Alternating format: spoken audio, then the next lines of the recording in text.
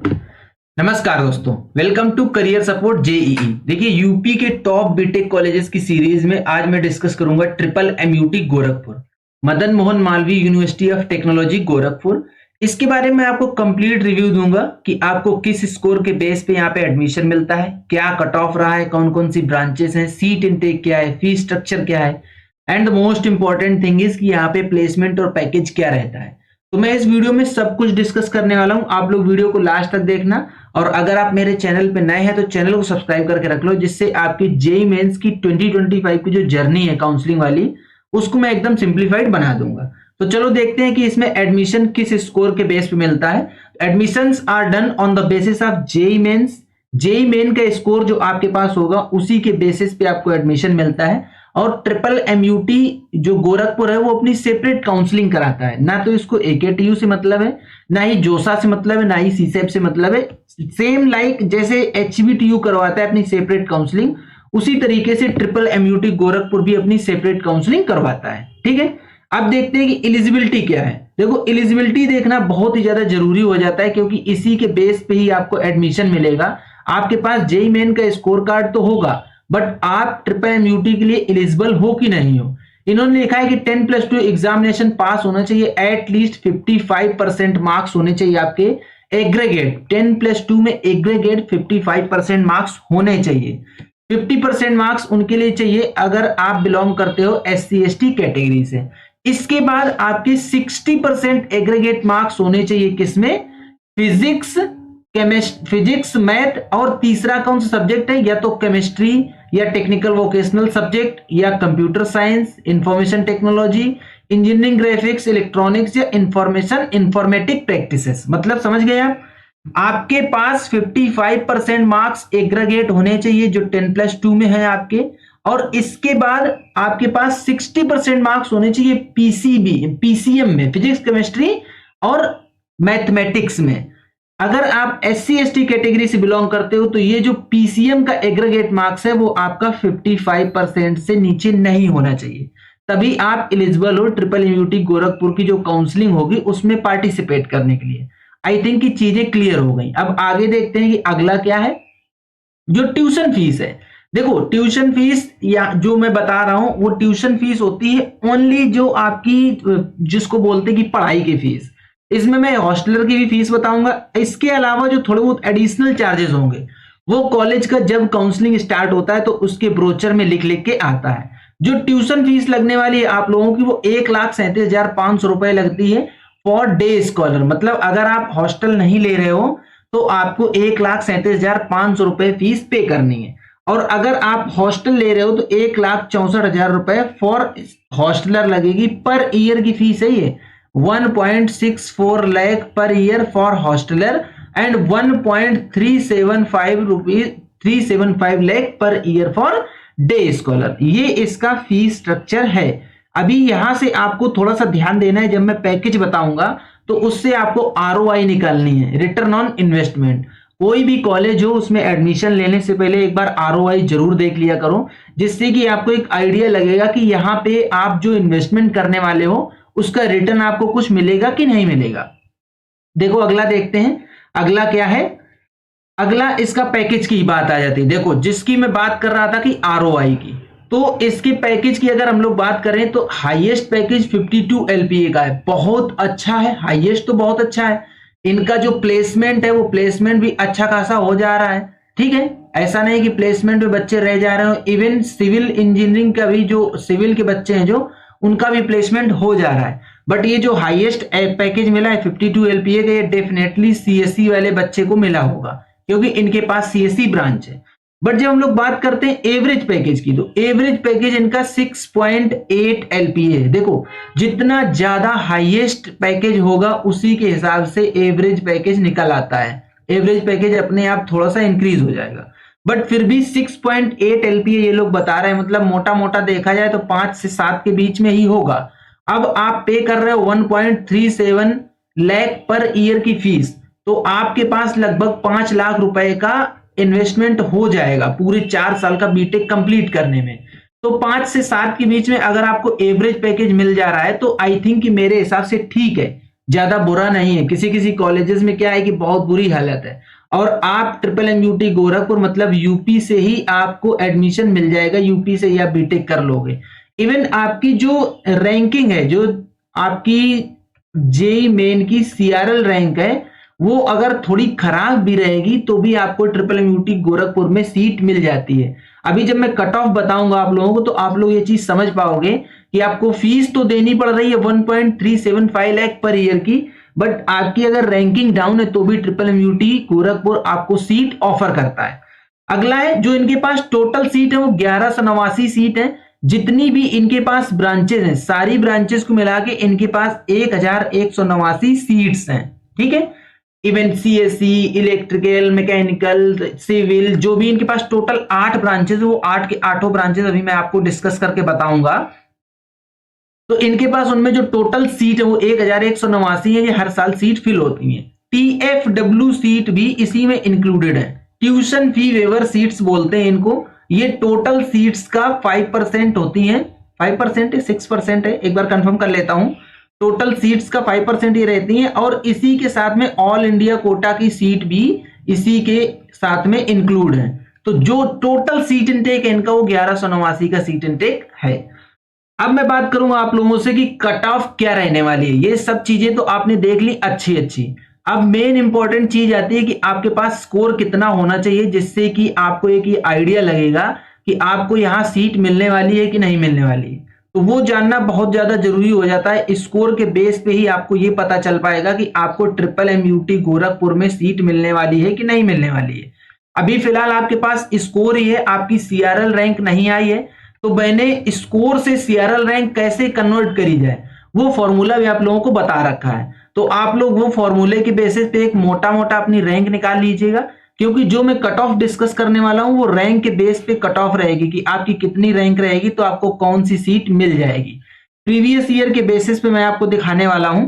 तो चलो मैं आप लोगों को लेके चलता हूं कि इसकी जो कट ऑफ क्या रही है प्रीवियस ईयर की 2024 की। ठीक है, तो चलो मैं आप लोगों को बता देता हूं कि प्रीवियस ईयर में कितने कट ऑफ पे सीट मिल गई थी। मैं दोनों कोटा डिस्कस करूंगा, ऑल इंडिया कोटा भी डिस्कस करूंगा और होम स्टेट कोटा भी डिस्कस करूंगा, क्योंकि ट्रिपल एमयूटी गोरखपुर में एडमिशन के लिए आपको दो तरीके से सीट मिलती है। एक ऑल इंडिया वाले बच्चों को, मतलब जो अदर देन यूपी के बच्चे हैं, और एक होम स्टेट, दैट मीन्स जो यूपी के बच्चे हैं। अब होम स्टेट कोटा किनको लगता है उनको भी एक मोटा मोटा मैं कवर कर लेता हूं। सपोज आपने 10+2 10th और 12th यूपी से अगर किया है, यूपी स्टेट के अंदर जो भी कॉलेजेस हैं उनसे किया है, तो आपको होम स्टेट कोटा मिल जाएगा।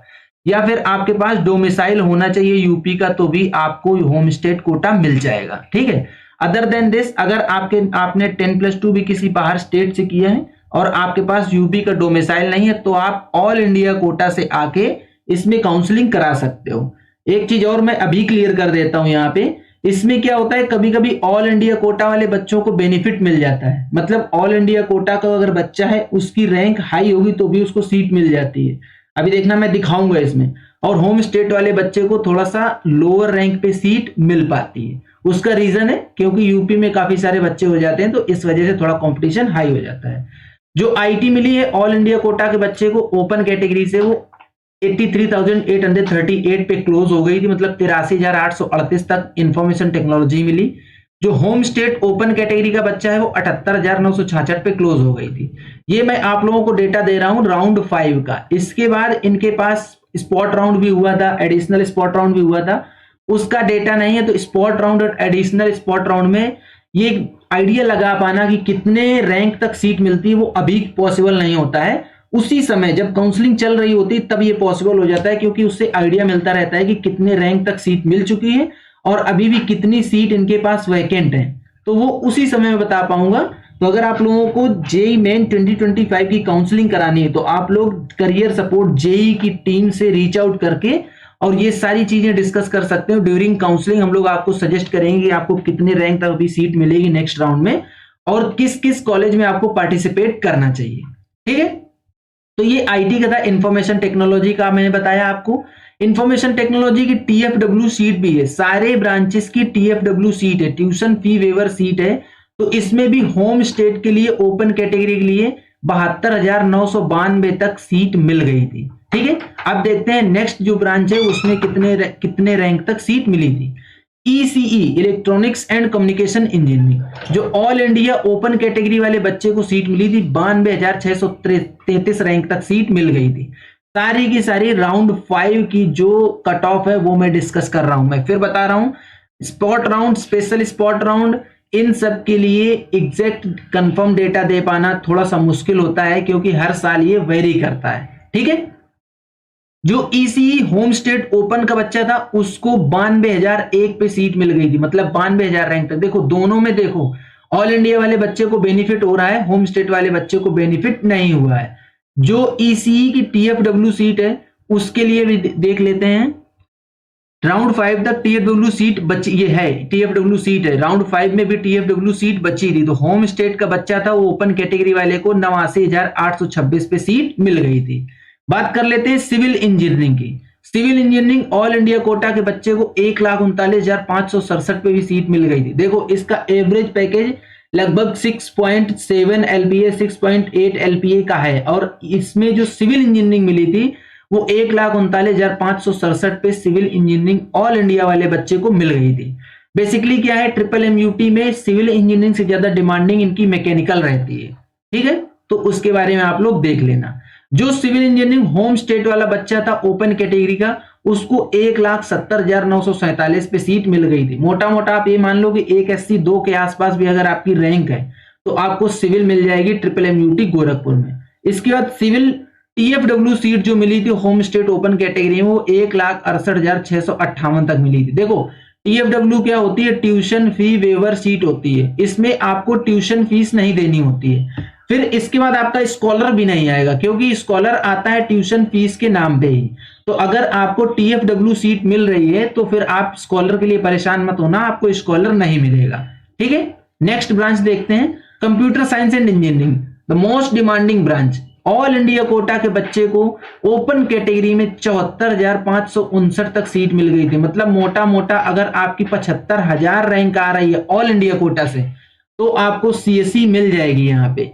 इसके बाद हम लोग बात करते हैं CSC home state open category के किस रैंक पे सीट मिल गई थी बच्चे को।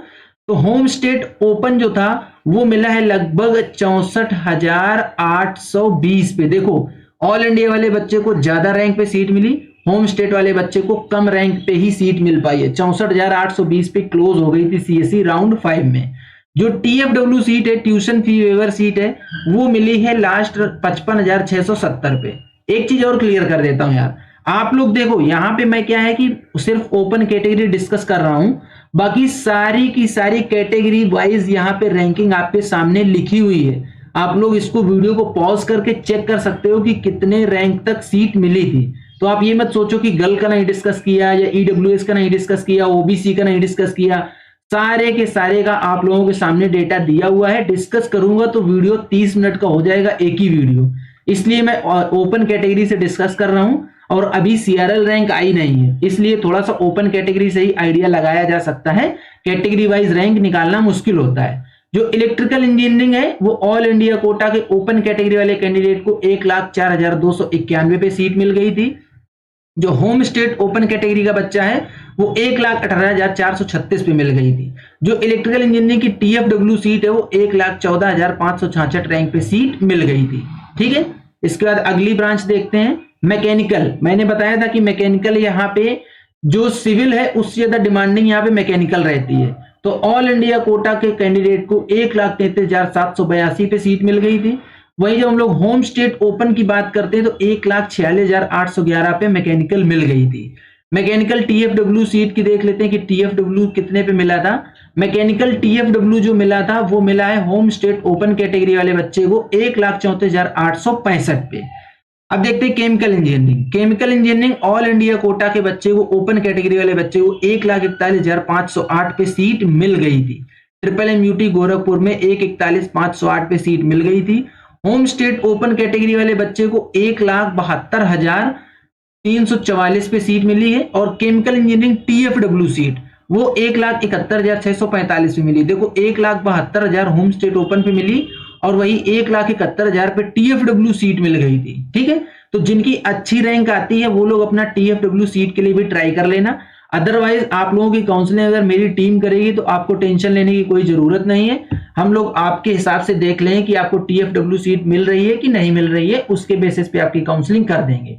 इनके पास एक ब्रांच है ECE IoT, internet of things. ECE है electronics and communication engineering, internet of things मतलब ECE का स्पेशलाइजेशन है। एक ECE तो अलग है, ये ECE IoT है। तो इसमें ऑल इंडिया कोटा से ओपन कैटेगरी वाले बच्चे को 95,697 पे सीट मिल गई थी।